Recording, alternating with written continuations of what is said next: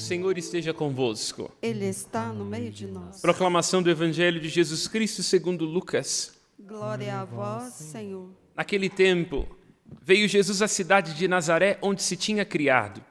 Conforme seu costume, entrou na sinagoga no sábado e levantou-se para fazer a leitura.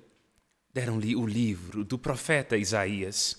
Abrindo o livro, Jesus achou a passagem em que está escrito: O Espírito do Senhor está sobre mim, porque Ele me consagrou com a sua unção para anunciar a boa nova aos pobres e enviou-me para proclamar a libertação dos cativos e aos cegos a recuperação da vista, para libertar os oprimidos e para proclamar um ano da graça do Senhor. Depois fechou o livro, entregou-o ao ajudante e sentou-se. Todos estavam na sinagoga, tinham os olhos fixos nele. Então começou a dizer-lhes: Hoje se cumpriu esta passagem da Escritura que acabastes de ouvir. Todos davam testemunho a seu respeito, admirados com as palavras cheias de encanto que saíam de sua boca. E diziam: Não é este o filho de José? Jesus, porém, disse: Sem dúvida, vós me repetireis o provérbio: Médico, cura-te a ti mesmo. Faze também aqui em tua terra tudo o que ouvimos dizer que fizeste em Cafarnaum. E acrescentou: Em verdade vos digo que nenhum profeta é bem recebido em sua pátria. De fato eu vos digo, no tempo do profeta Elias, quando não choveu durante 3 anos e 6 meses, e houve grande fome em toda a região, havia muitas viúvas em Israel. No entanto, a nenhuma delas foi enviado Elias, senão a uma viúva que vivia em Sarepta, na Sidônia. E no tempo do profeta Eliseu, havia muitos leprosos em Israel. Contudo, nenhum deles foi curado, mas sim Naamã, o sírio. Quando ouviram estas palavras de Jesus, todos na sinagoga ficaram furiosos, levantaram-se e o expulsaram da cidade. Levaram-no até ao alto do monte, sobre o qual a cidade estava construída, com a intenção de lançá-lo no precipício. Jesus, porém, passando pelo meio deles, continuou o seu caminho. Palavra da salvação. Glória a vós, Senhor. Pelas palavras do Santo Evangelho, sejam perdoados os nossos pecados. Amém. Podemos assentar. Encontram-se e entrelaçam 2 corações que não podem retroceder nos seus propósitos. O primeiro deles, o do Mestre Jesus Cristo, que mesmo ao retornar para a sua cidade, experimentando na própria carne aquilo que Nelson Rodrigues diz a respeito dos brasileiros, mas pode se adaptar a qualquer circunstância. Lá naquele lugar onde aquela vizinha da infância não consegue suportar que a gente deu certo na vida.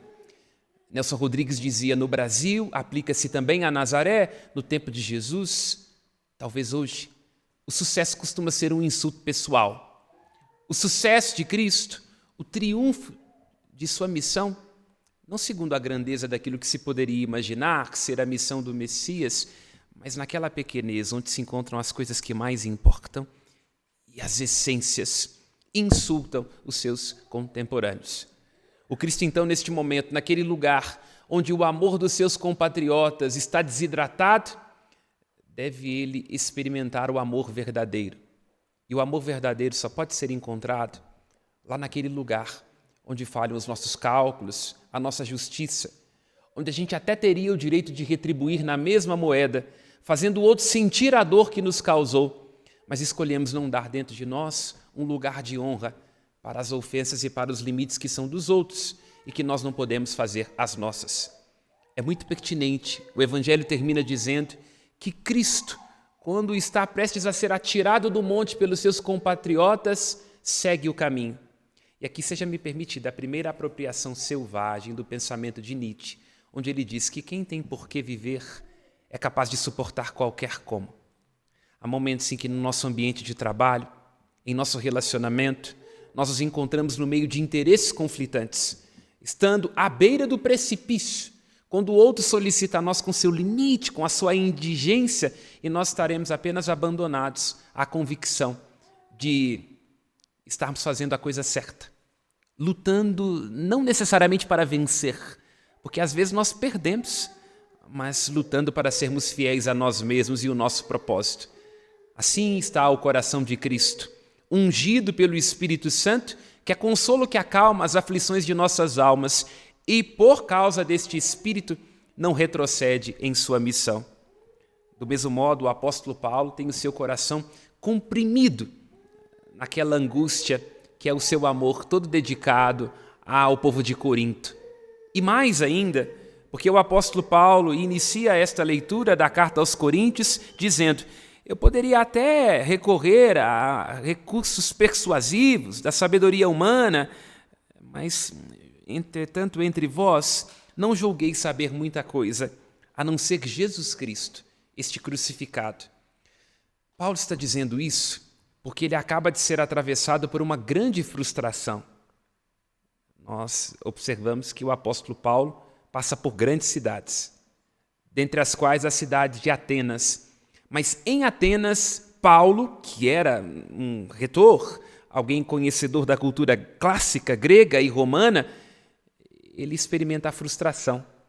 Ele até estava sendo escutado com as suas palavras, certamente com a sua capacidade de estruturar um recurso, com muitos artifícios retóricos, mas no momento em que ele fala da ressurreição, no Areópago, os sábios se levantam e dizem: sobre isso amanhã a gente discuta, não é?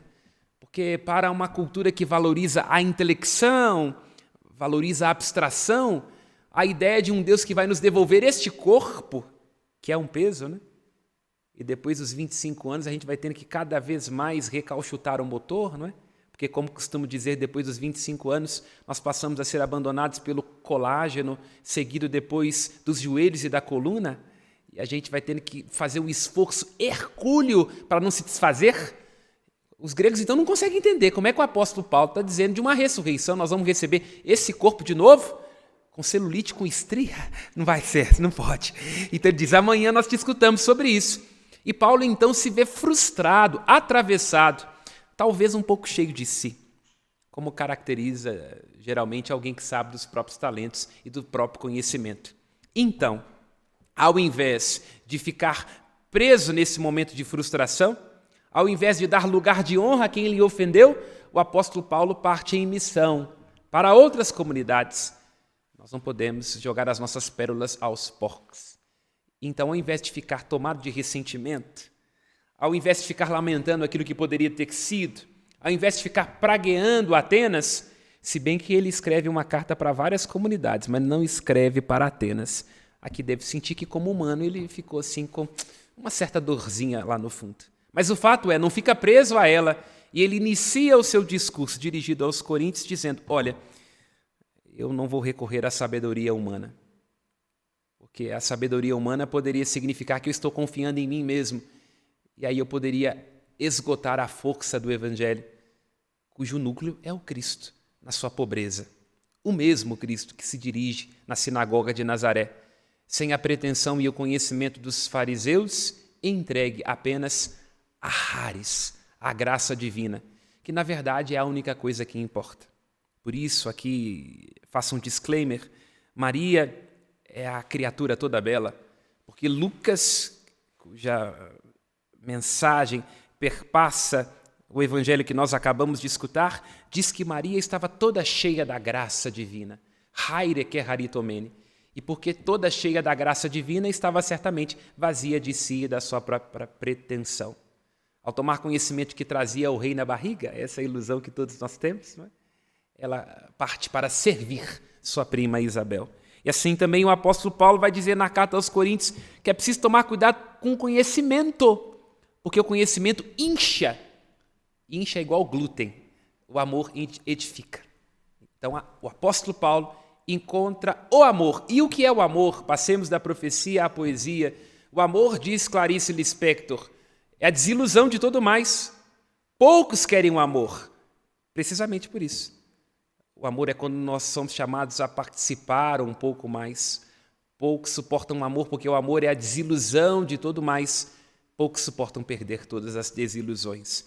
No momento em que você estiver desiludido, sua família, desiludido dos sonhos que você tinha, lutou para conquistar um concurso público e percebeu que toda a repartição pública tem um quê de sucursal do inferno.